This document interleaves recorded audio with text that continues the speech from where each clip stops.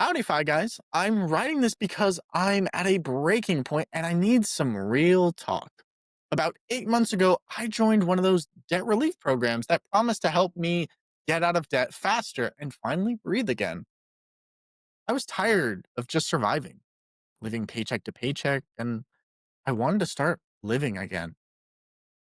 But instead of freeing me, it crushed my credit and my confidence.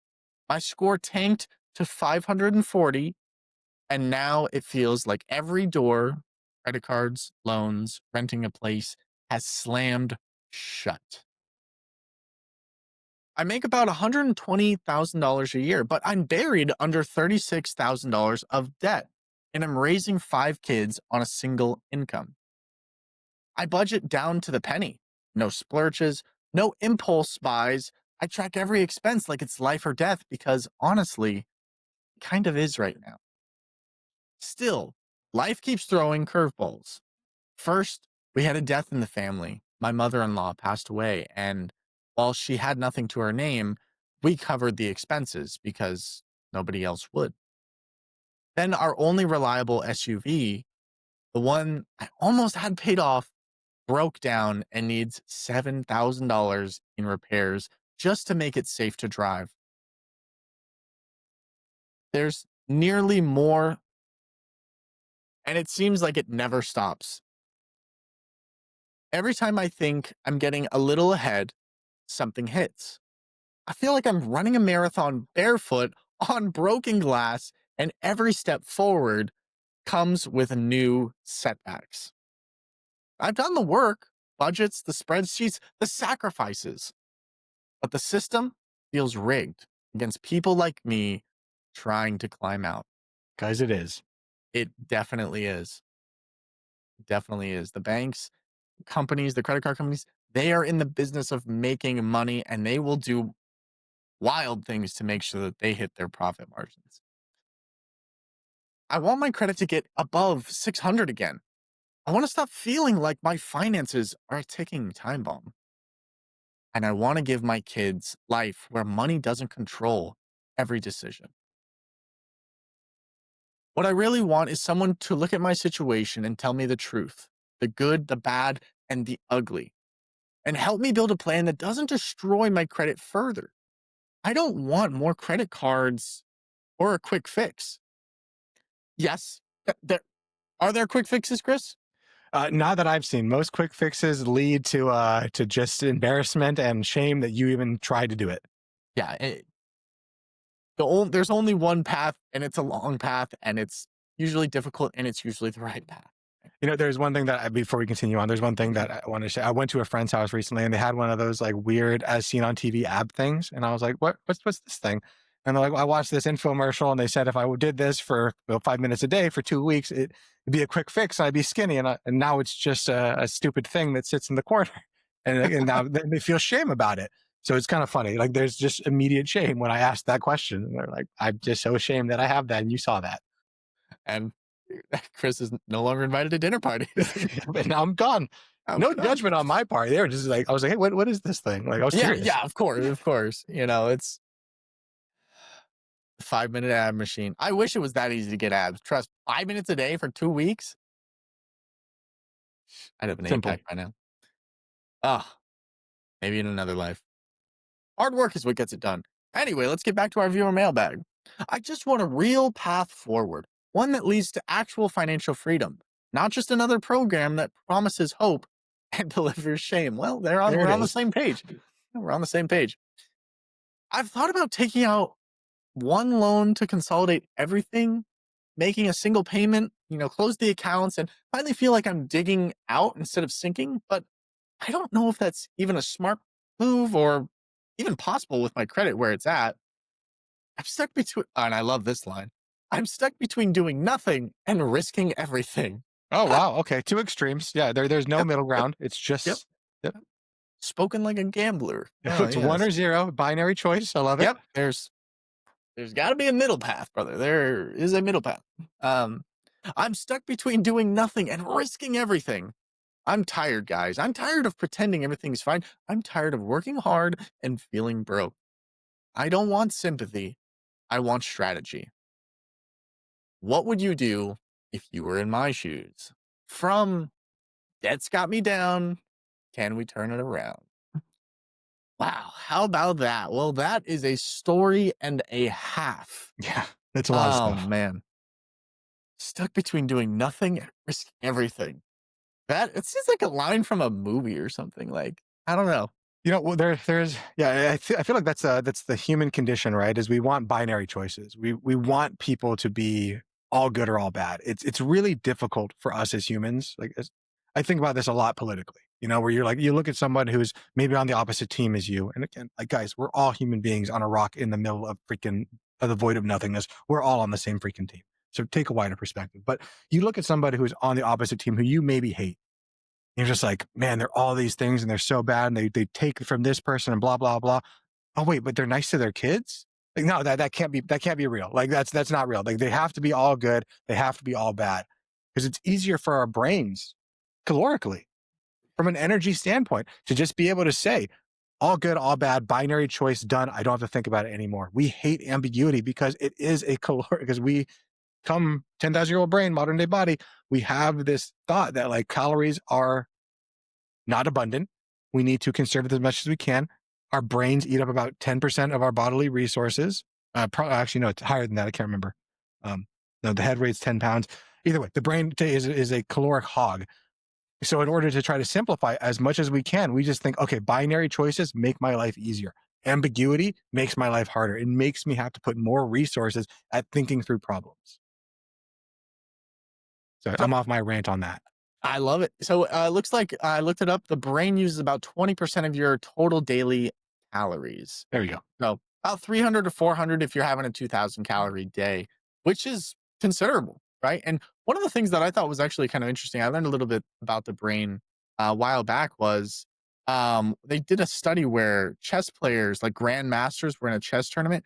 They were burning thousands of Hmm. calories because their brain was just working overtime. And I don't think we think of the brain quite like that. Um, but we really ought to utilize that powerful thing upstairs. Getting back to our mailbag, can I turn it around? Yes. Will it be easy? No. Is that a good thing? Yes. Be very careful when someone promises you easy. Easy is often linked to you're about to get rug pulled, you're about to get scammed, you're about to get punched in the face, right? I, wi- I, I won't deny. I would love for things to be easy, right? But when things get too easy, then you start getting depressed. So you need a little bit of challenge in your life. But we've got 5 kids she's raising, he, she, or he, I'm not sure which one, but, I believe they're raising they've got it's a a he decent they've based off got of a the things. It's a he. yes, it is a heat perfect. So, he's making $120,000 a year, which could be really good, right? We don't know where they're living, right? 120,000, say, in New York City, might not go as far as in, you know, Cleveland, Ohio. If you got 120 in Cleveland, Ohio, you're probably the mayor. You're probably Mr. Cleveland, Ohio. I don't know. You might be LeBron. I don't know. LeBron makes so much money. Anyway, what would be the first step for them, Chris, to help get them out of this mindset where they need a quick fix or if they just want make it simple? Like, where do they go from here? Well, I think the first thing we need to do, there's going to be a lot on this one. There's a lot, but I think the first thing we need to do is we need to acknowledge our writer's courage for even writing to us. Because to our writer, like they need to give themselves credit. Because most people stay silent and let shame just drive the bus for their entire life and never actually make a change. The fact that our listener is even asking for help instead of just hiding from the problem tells me that they're actually ready to turn the corner. And that's step one to actually making success. The first step is admitting that there's a problem. So hopefully that answers your question. And luckily, this person is willing to do that. The amount of people I've spoken to as a financial advisor, now as a financial consultant and coach, is, hey, what's the problem? Oh, there is no problem. My money stuff is great. Okay, then why are we talking today? There's a few $100,000 that's in debt. It's nothing big. It's fine. I love it. Like, me and my wife are about to get divorced because we can't talk about money. But it's fine. Like this is how things are. It's great. So let's talk a little bit about the debt relief programs that often trade some short-term relief for very long-term pain. Because I think this is something that our general audience should know about. Debt relief programs make things sound like it's going to be a clean slate.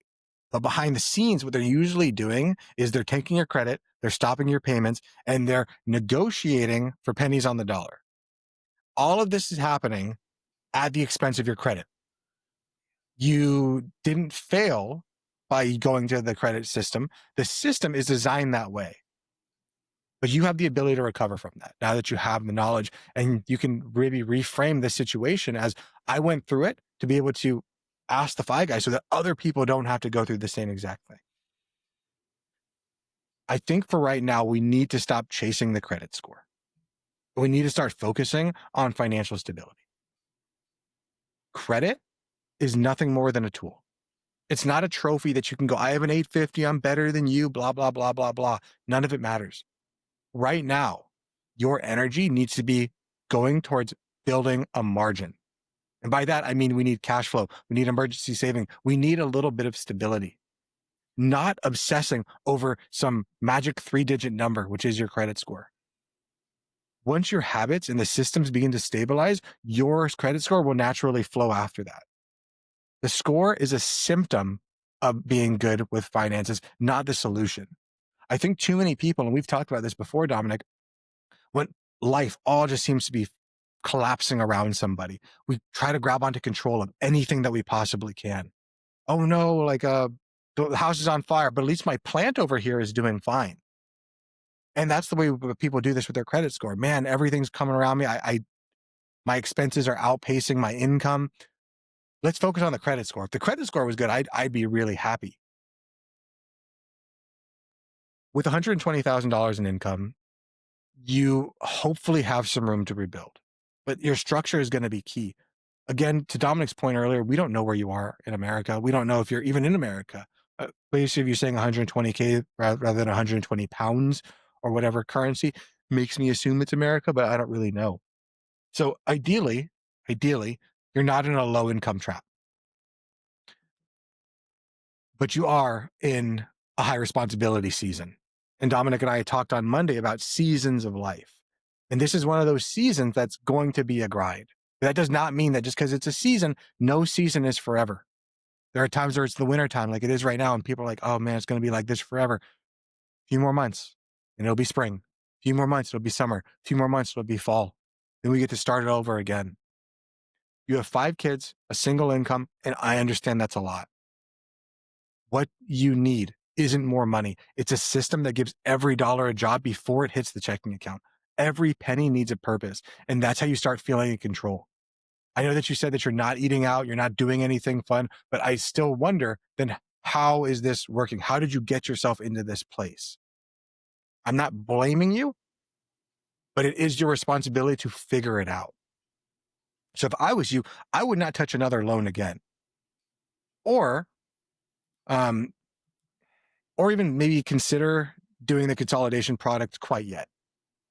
And I know it has temptations, one payment, not having to do the juggling, but you have a 540 credit score. The terms will destroy you if you even are able to qualify for a consolidation loan, which I very much doubt. You'll likely be in double-digit interest that eats any progress you make. Instead, I would start by tracking one debt at a time. The smallest one or the one that has the most emotional weight. Momentum is often the most powerful math.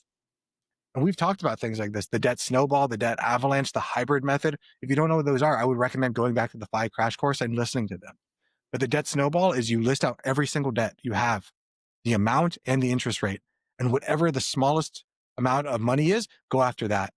The avalanche is the one that is a little bit better from terms of math, and that you do the exact same thing, but you're going after whatever the highest interest is. The hybrid method is a mix of them both. Start with the snowball to get a win, then go for the avalanche in order to make sure that you're being mathematically. You need to rebuild trust with your credit score slowly and intentionally. Like we said earlier, there are no quick fixes. When you're ready, start with a secured credit card or a credit builder loan through your bank or with a reputable credit union in your town. Small limit, auto pay, and balance, and auto pay the balance every month. There's no exceptions to this type of thing. Building up your credit takes time. It's kind of like building a city. It takes years, decades, but it can be destroyed in a minute. That'll start showing lenders that you're reliable again. And you don't need 5 accounts. One done right is enough to start getting momentum and see your credit score come back. But again, the credit score is not the issue right now. So what I need you to do is I need you to build a 90-day buffer, even if it takes a lot of time. And most likely it is going to take time. All of these things take time. And that's where people fail. It's because it's boring. It's because it's hard. It's because they don't see progress. But you're making progress. You just have to track the progress you're making and believe that it's real. So before there's any debt snowball or a payoff plan, aim for 1 month's worth of expenses in cash. Then try to get it to 3. This is your oxygen mask. You can't fight debt if every single emergency knocks you back on your feet. So I would say save small, but be consistent. And please continue to try to pay off those minimum balances. I'm not saying don't pay off any debt at all until you have this emergency saving. That's not what I'm saying at all. We need to be able to do both simultaneously. And I know it's hard. I know you said you're already tracking, but I need you to start tracking forward progress weekly. Because what you're doing right now, when you're doing it emotionally and daily, is just showing you that you're a loser every single day and you're not. You need to see wins so that you can keep on going. So I want you to pick one measurable goal per week. Yeah, I don't care if it's paying down $200, if it's saving $50, if it's calling one creditor. You need to write down each win that you gave yourself this week. And then the next, it's going to compound just like your money does. You're getting more and more wins. You're showing yourself that you are the kind of person that can do this. And this is the momentum that brings structure and strategy, not shame. You didn't get here because you're lazy, because you're bad at money. You got here because life hit you hard and you reacted like most people do, with survival, with how do I get through this moment, not how do I thrive in 10, 20, 30 years. Now we get to pivot. We get to pivot from reaction to intention. You're not trying to fix your finances. You're rebuilding your relationship with them. Just like your marriage, just like any relationship in life. You don't try to just fix it. You try to rebuild it so that it's better and it's stronger moving forward. So what I recommend is maybe get some real human guidance and not another online program. You don't just need debt settlement. You don't need some ad. You probably need a coach or a fiduciary who's willing to work and walk beside you, help you untangle the mess that you find yourself in and design a plan that fits your life. Someone who understands the emotional side of money, not just the math. That's where real freedom starts. Unfortunately, there aren't that many people that do it. I don't want to self-promote, but you can always reach out to me, Chris at Mons on Wealth, and we can maybe start to walk around it. I don't know if the finances are there to work with me, but I'd be happy to maybe push you in a right direction and help you out there. There are ways around these things, and there's even credit consolidation or credit no, not credit consolidation. It's like credit therapy, something like that. Dominic, do you know what I'm trying to say? I can look into it. Give me one sec. Yeah. It's like a credit help, credit reputation things. They're nonprofit services that you can actually go to and they will help you to walk through these things without trying to sell you a product. But this is the biggest thing that I want to talk to really any parent out there. Because I think a lot of parents, they try to shield their kids from these things. And I want you to remember that your kids are watching. So let them fuel you, not guilt you. You're teaching them what resilience looks like. Credit I think counseling. credit counseling. Thank you. I That's what it I was. couldn't remember the word counseling. That's it. Credit counseling. Look for accredited credit counselings that are nonprofits. Don't look for profit credit counselors because it's not gonna be good for you. All right, this is it. You want to see your kids have resilience, or you want your kids to see you have resilience. I think too many parents try to hide their kids from money struggles because they think that's an adult problem. But it's never not about struggling. It's about showing them that you can get back on your feet when life punches you in the face. You have an opportunity to break a generational cycle, and that's powerful. Because how many people didn't learn about money because their parents didn't teach them because they wanted to keep them safe from that? And now they're repeating the exact same thing. And the generational trauma repeats, repeats, repeats. Generational sin, whatever word you want to use, it's the same thing that keeps happening because people won't talk about it because they try to keep everything hidden behind some veil because they're ashamed, because they think if this kid sees this, they're going to have trauma or whatever. What really creates trauma is not talking about the issue. The final thing, and this is not just only to our listener, this is to everybody. You're not broken. The system is broken. Your system is broken. And the system can be rebuilt. It can be rebuilt. Start small, stay consistent, and remember, this is about designing the life that works for you, not one that looks good on paper and makes you feel important to other people. Not only is your system broken, the system, our entire economic system is broken. And again, that's not either good or nor bad, probably more bad than good, unfortunately, but Yeah. it is what it is. So we have to work within it as we try to rebuild it from the inside, just like our personal systems that we have for money. So start small, start consistent. I know you can do it. Just start working on it one day at a time. And it's going to take time, but this is not forever. I promise you that. It's just the season we're in. This video podcast is sponsored by Monzon Wealth. The content in this podcast is for informational purposes only and should not be considered financial advice. We do not endorse specific products or services. Past performance does not guarantee future results. The opinions expressed are those of the host and guests, not the podcast sponsor.